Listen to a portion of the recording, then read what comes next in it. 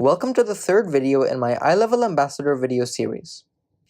In this video, I'm going to go through cryptarithms. Firstly, what are cryptarithms?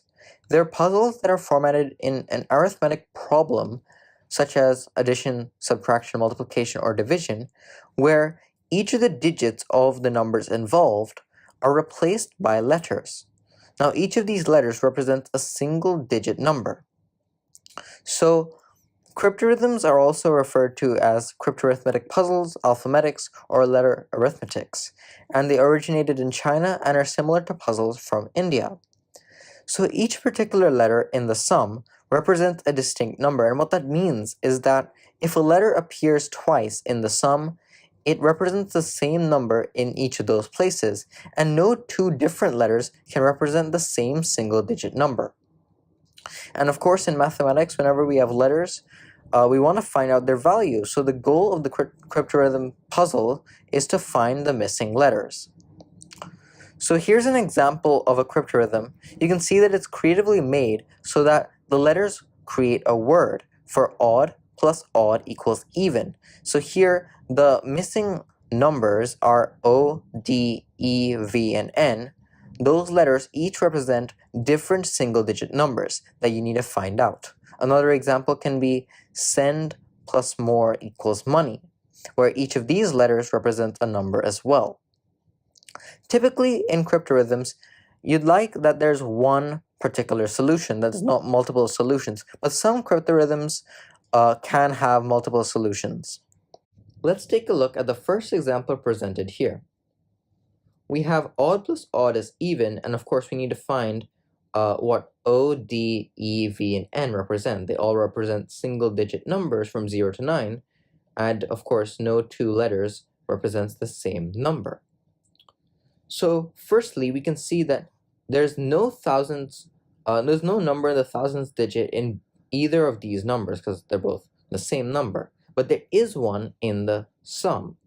So we know that this must be 1 because when you're adding two numbers where there's nothing in one digit, but there somehow manages to be a number in that new digit, that has to be 1. Because if we make these the maximum number they can be, say 988 or 988, or even if you don't follow the rule and make this 999, 999, this will only become 1998. This will never become more than 1. So we know that E is 1 and we can instantly replace both the E's with 1s. Now let's take a look at the units column. So we can here see that D plus D, either it's N or it's 10 plus N. We don't know if it has carrying over yet, but we know there's no carrying over from any other column because it's the first one. So we know that N must be even because it's basically saying 2D equals N. Now here we can also see in the tens digit that D plus D is also 1, but we know that 1 and N can't be the same because 1 was represented with E, and no two letters can be the same.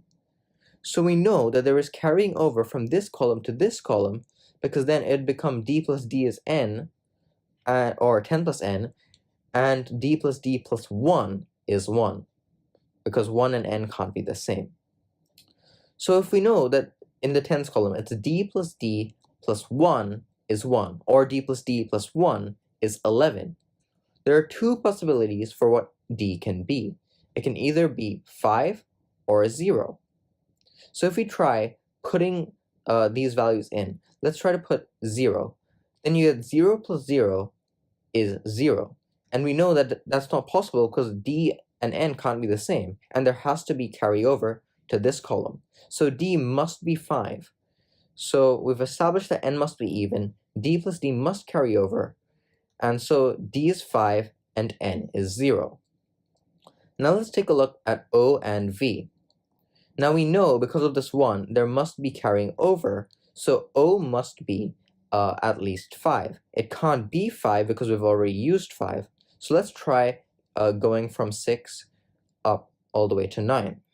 So if you put in 6, 6 plus 6 gets us 12, but then there's one carryover from this column, so it'd be 13. So O can be 6 and V can be 3. But is that the only solution? We know that if this is 7, this is 7, 7, it becomes 14, but with one carryover that'd be 15, but this can't be 5 because we've already used 5. But if we put 8 and 8, it would become 16 plus 1 for the carryover, that's 17. So that means 8 for O and 7 for V is also a possible solution.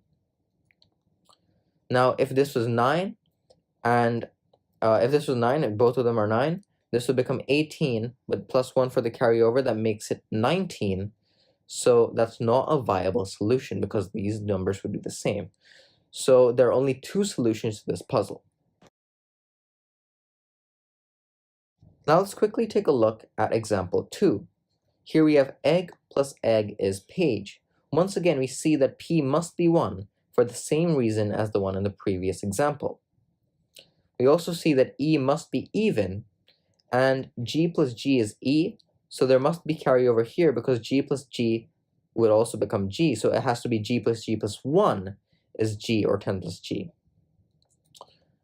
Now, so we know that G plus G is 10 plus E, and that means G is 9 because there's only one number that satisfies that expression, which has a carryover from the previous one. That means E is 8, and that means A is 7 because there's carryover from this column. So here we've established all the numbers. There's only one solution to this problem. Here are a few extension questions that may be a bit trickier, but it'd be a good challenge for you to try. I hope you enjoyed learning about cryptarithms and going through the examples. That will be it for this video.